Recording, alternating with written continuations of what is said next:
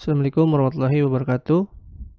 Kali ini saya akan membahas mengenai pembuatan tutorial penggunaan OBS ya atau Open Broadcaster Software.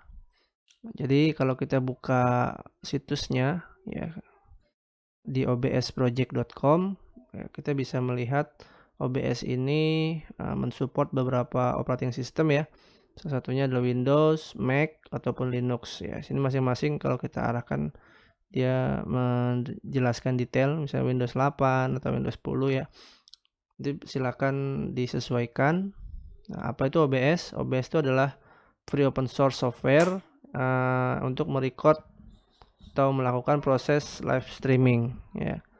Jadi OBS ini seringkali digunakan oleh para YouTuber ataupun para video editing ya untuk melakukan manajemen video ya. Nah, kalau kita di sini adalah beberapa contoh scene yang ada di dalam OBS ya. Kalau tidak salah sekarang OBS terakhir itu di 28.0 ya. Ini 25 ya.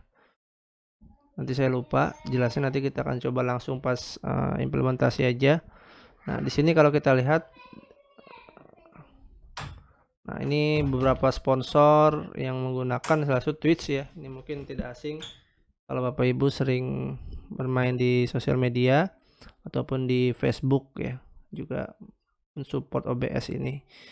Dan beberapa video grafik seperti Nvidia ataupun IP.video melakukan juga sponsor ya. Nah, ini beberapa fitur-fiturnya, diantaranya adalah pertama real time video audio capture and mixing ya. Jadi kita bisa bukan hanya melakukan proses video ya, tapi kita bisa mengatur atau melakukan proses filtering atau mixing video kita ataupun audio ya. Misalnya suaranya kita mau berikan sedikit penjelasan ya, ataupun kita mau tambahkan bassnya sedikit. Nah, ini kita bisa atur juga di sini ya, tapi tetap dengan ada keterbatasan ya.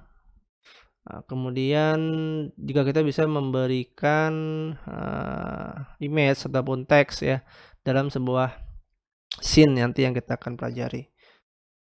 Nah, di sini juga kita mengenal scene ya. Kalau kita sering dengar kata-kata istilah scene ini kan biasanya di sinema ya, atau di film-film ya, scene 1, 2 dan seterusnya. Ini kita juga bisa atur ya nanti pembuatan scene ini. Nah, misalnya transisi dari satu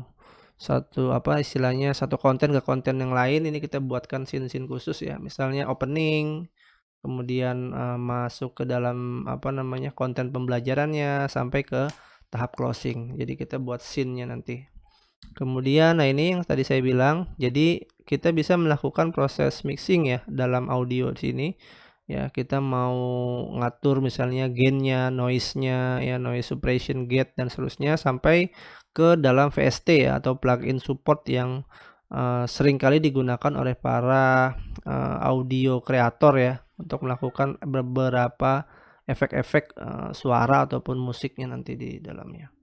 Kemudian konfigurasinya juga cukup mudah ya, kita bisa atur, kita bisa menggunakan webcam sendiri, kita bisa pilih ya, ataupun nanti kita bisa menggunakan mic sendiri, itu kita bisa atur juga.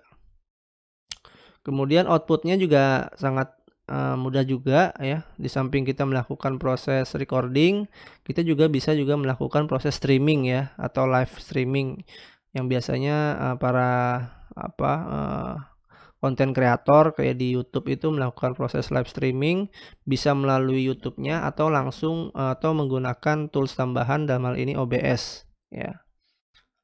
Kemudian doc UI ya. Maksudnya doc UI ini kita bisa mengatur beberapa kolom ya atau bagiannya sesuai sama kebutuhan ya. Misalnya kita nyamannya nanti misalnya tab scene-nya ini mau di atas ya, bisa juga tinggal kita drag and drop aja. Kita punya istilahnya privilege sendiri ya, individual profile sendiri untuk mengatur beberapa tampilan dalam OBS nanti. Dia juga mendukung seluruh favorit streaming platform ya yang digunakan. Nah, ini professional production ya. Ini ada beberapa contohnya, nanti kita akan bisa coba ya.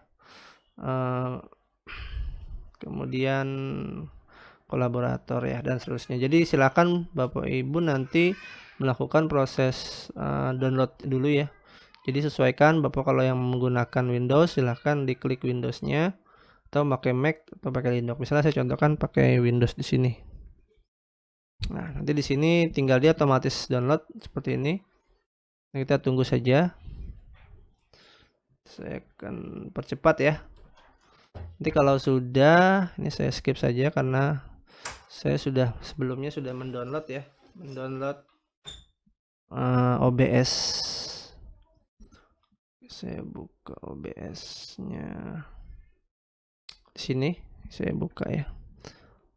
Dia akan otomatis nanti membuka setup ya, seperti biasa kita melakukan setup program pada umumnya.